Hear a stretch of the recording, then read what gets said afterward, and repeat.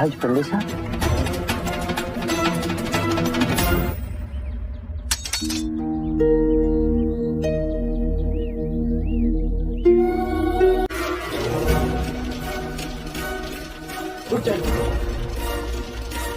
क्यों निर्दोष पशु पर अत्याचार कर रहे हैं आप? ऐसा बाबा, हमारा मार्ग छोड़ो। मैं अब तक प्राण त्याग सकता हूँ, पर आपका मार्ग नहीं छोड़ सकता। पहले आप ये बताइए कि निर्दोष पशुओं को कहाँ लेके जा रहे हैं? इन सबको बलि के लिए ले जाया जा रहा है। आप इन निर्दोष पशुओं का वध करना चाहते हैं? ये आपका धर्म है।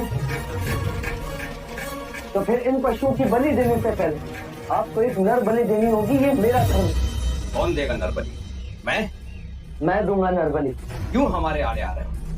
हमें हमारा काम करने दो। हमारे महाराज एक बहुत बड़ा यज्ञ करने के लिए जा रहे हैं और हमारी प्रथा है कि यज्ञ के बाद बलि दी जाए। किसने बनाई ऐसी प्रथा? उसने जिसके आगे आप सर झुकाकर नमन करते हो। वो मैं कुछ नहीं जानता। हमें तो सिर्फ अपने महाराज की आज्ञा का पालन करना है। मुझे अपने धर्म का पालन करने दीजिए।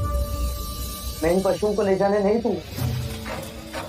जाओ और जाकर कह दो अपने महाराज कि बलि के पशुओं को रोके एक सन्यासी खड़ा है रहा हूं। तुम हमारे महाराज को चुनौती दे रहे हो?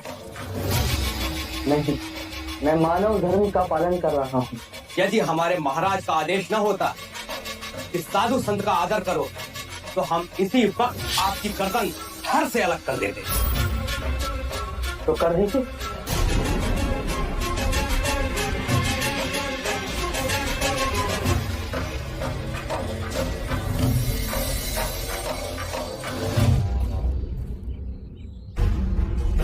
महाराज, 101 पशुओं की बलि यहाँ चढ़ाई जाएगी।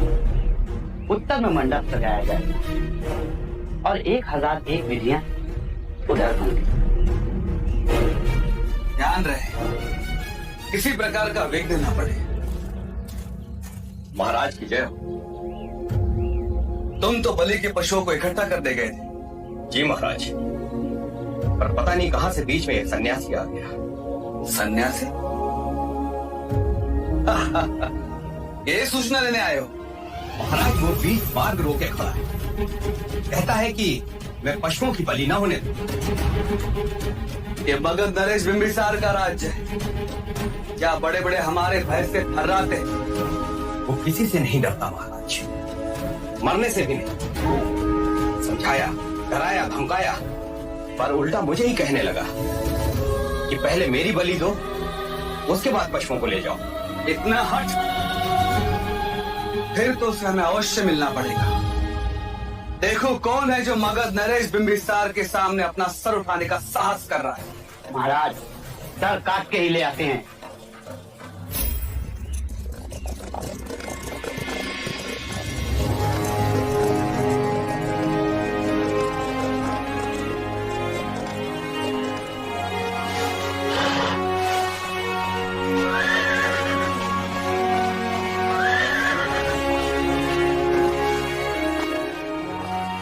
ये मेरा राज्य है, यहाँ केवल मेरा आदेश चलेगा।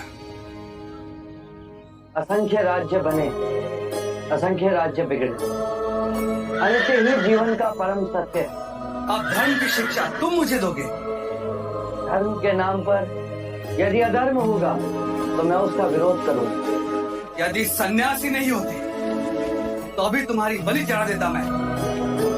सन्यासी की हत्या के पाप से आज मैं तुम्हें मुक्त करता हूं।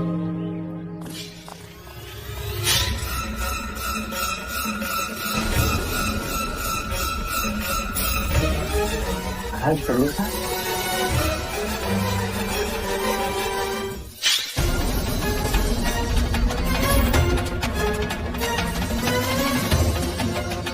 आज पंडित साहब,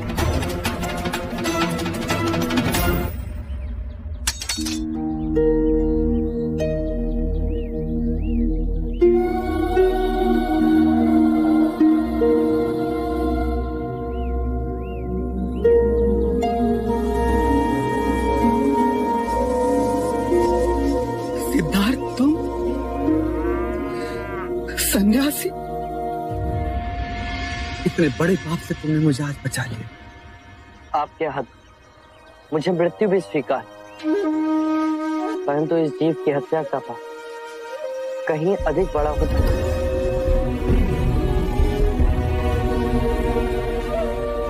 प्रश्न ये नहीं मित्र कि मैं जीऊं या मरूं, प्रश्न ये है, जीवन और मरण के इस चक्र से मुक्ति का कोई तो मार्ग है। यदि है तो उसे खोजना मेरा लक्ष्य है, नहीं तो इन मूक पशुओं की तरह अकारण ही जीऊंगा और अकारण ही मर जाऊंगा। क्या दोष है इन निर्दोष पशुओं का जो महाराज बिंबिसार आपको इनकी बलि देनी होगी? इनमें भी हमारी तरह जीवन की ऊर्जा है। ये कौन सा धर्म जो कहता है कि एक निर्बल को मारने से अशुभ समय टल जाता है? यदि इन मूक पशुओं के मुंह में जीवा होती तो ये भी पूछते कि पाप करे कोई और भरे कोई।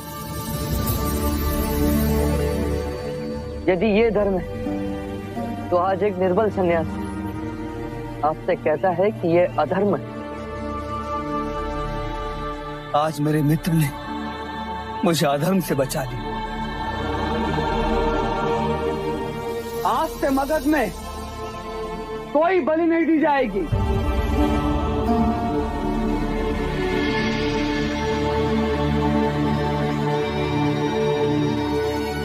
सिद्धार्थ, तुम्हें इस अवस्था में देख ना सकूंगा, इतना बल नहीं है मुझे।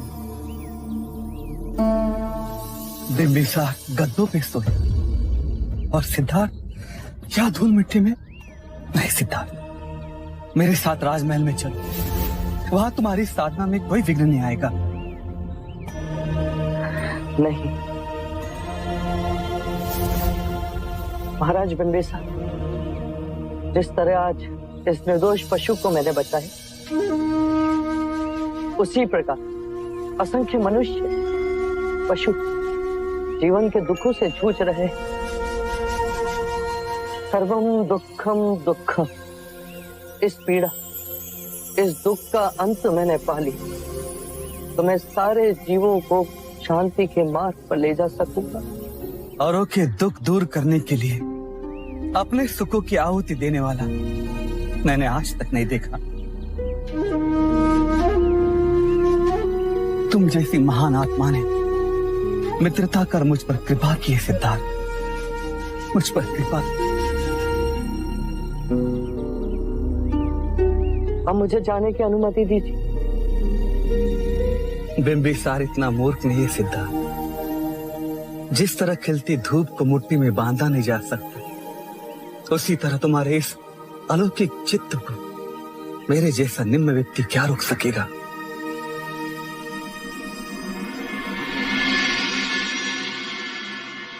सिद्धार्थ, मित्र को एक वचन दोगे? जब भी तुम्हें मुक्ति का मार्ग मिल जाए तब उसका ज्ञान देने के लिए इस बिंबिसार के पास आओगे। वचन दिए।